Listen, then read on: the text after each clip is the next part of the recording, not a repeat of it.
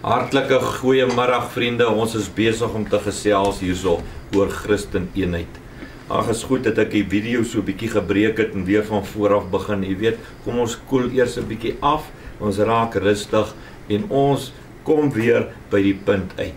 Jesus Christus, jou Here, hy's in jou hart. Hy's, as jy in hom glo, hy's binne in jou, hy's in jou lewe.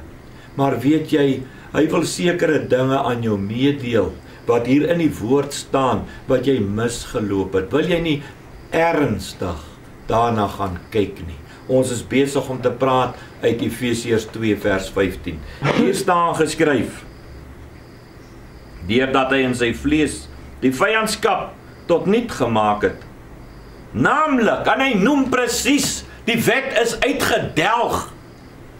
Maar as daar duisende Christene wat dit vir jou absoluut ontken, direk ontken, nee, dis nie waar nie. Ons is nog steeds onder die wet. Hulle weet nie wat hulle van praat nie, hulle glo nie die Bybel nie. Jy het 'n verandering gekom. Ja, maar hoe kan dit dan nou so wees? Die hele Ou Testament, die hele Matteus, al die tyd het Jesus die wet bevestig. Maar weet jy wat?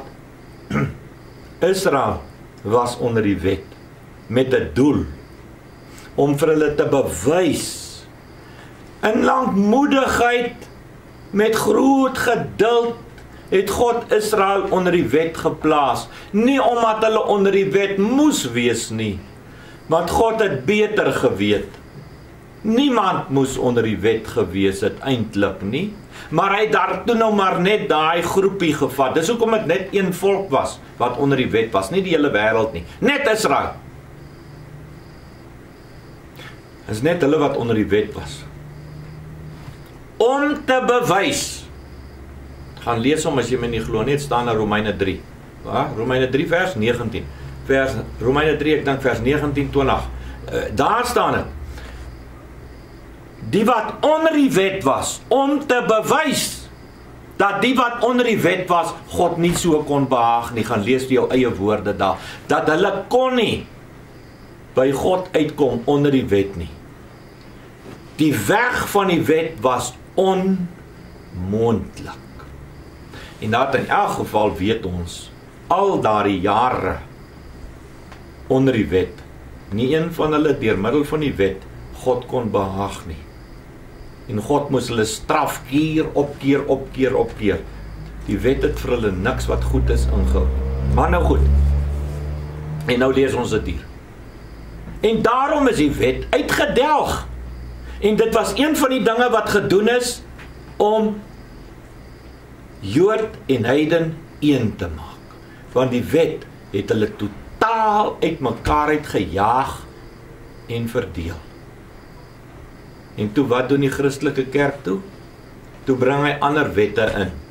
Jou kerk het sy wette, die ander kerk het sy wette. Daai twee se stelle wette clash met mekaar en nou stry hulle. Daai wet moet jy ook los. Jesus Christus is die enigste wet in jou lewe. Hy het aan sy vlees albei een gemaak, hy het ons een gemaak. Die wederkoms is op hande, hy is een van die dae hier. Gaan jy skaam wees oor wat jy geglo het? Of het jy die waarheid geglo in verband met Jesus Christus, dat hy alles is, dat ek niks het buiten hom nie? As jy dit regtig glo, as die NG Dominee en die AGS pastoor regtig albei glo, Jesus is als, daar's niks buiten hom nie, dan kan hulle nie meer stry nie. Ek sê dit vir jou, dan kan hulle nie meer stry nie. Dan is hulle een in Christus. Maar hulle gaan albei sê, ja maar dit en dat en dat, ja maar dit en dat en dat. Wat 'n toestand. Maar hierdie vers sê, vers 15, die wet, sy gebooie en insettinge, sodat hy deur vrede te maak, die twee in homself in een nuwe mens kon skep. Dit gebeur net binne in Jesus Christus. Dit gebeur nie met samesprekings in kompromiesmakery nie. Dit gebeur net alleen deur werklike wedergeboorte en deur ontdekking van die waarheid van Jesus deur sy woord en deur sy gees, alleen deur terug te keer en respek te begin kry vir wat hy gesê het in die Bybel. Hier's 'n woord wat ek nou net gelees het, waaroor ek nou net nog 'n bietjie wil sê. Het jy geweet, Jesus Christus is die skepper van hierdie wêreld. Hebreërs 1 sê, God het die wêreld deur hom gemaak, Jesus. Hy was al daar, toe hy die aarde geskaap het. Weet jy wat so wonderwerk dit was om die wêreld te maak? Dis ontsettend, man. Ek kan nie eers begin om maar oor te praat nie. Ek glo nie aan die evolusie en die Big Bang nie. Jesus het die wêreld gemaak.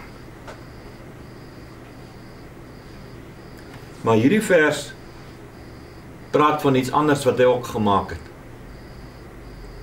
Hy het die kerk gemaak. Die een nuwe mens. Die een nuwe mens is die liggaam van Christus.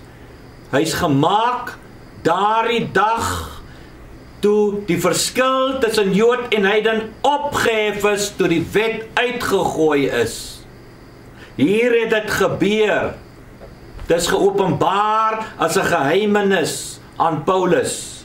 Net die volgende hoofstuk sê 3 vers 2. Het jy al gehoor van die onaangekondigde waarheid, die geheimenis, die verborgenheid, die nuwe evangelie wat aan Paulus openbaar is. Die eenheidsboodskap dat daar 'n kerk ontstaan het tussen Jood en heiden. Dis 'n wonderwerk. Hey, jy kan nie eers dink nie. Net so groot soos daai wonderwerk wat die aarde gemaak het, so groot was hierdie wonderwerk. Jong, gaan lees in die geskiedenisboeke. Hoe ontsettend was die vyandskap tussen Jood en heiden. Ek het in die vorige video vir jou gesê, 10 keer erger as daai verskille tussen die NG en die pastoor. 10 keer erger. Maar die Here het een nuwe mens tussen hulle geskep. Maar nou stel die mense nie meer daarin belang vandag nie. Nou kraai elkeen op sy eie ashoop. En hy skree sy eie wette uit vir die mense. Hierdie Jesus wat een kerk gestig het, hulle preek nie daaroor nie. Hierdie kruis van Jesus waaraan hy gehang het, waar hy een waarheid aan ons kom bekend maak het. Hulle weet dit nie eers nie. Hoe gaan hulle nog daaroor preek? Dat dit alles vir jou is. As jy hom het, het jy alles. Jou pastoor kan nie vir jou nog iets bydoen en bygee nie. En hy kan oor niks verskil met die NG dominee nie. As hulle altwee hierdie Jesus glo, wat een mens kom skep. Dis 'n wonderwerk. Ek vertel vir jou van 'n wonderwerk wat plaasgevind het na die hemelvaart, toe Paulus geroep is om die onaangekondigde geheimenis bekend te maak. God het 'n wonderwerk gedoen. Hy het een kerk gestig tussen Jood en heiden, wat geen mens eers, ag man, hy kon nie begin dink daaraan om so iets te doen nie. God het dit gedoen.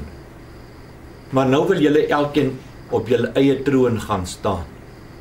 En jy wil gaan skree vir Calvin, of jy wil gaan skree vir dit, of vir dat, of vir dat.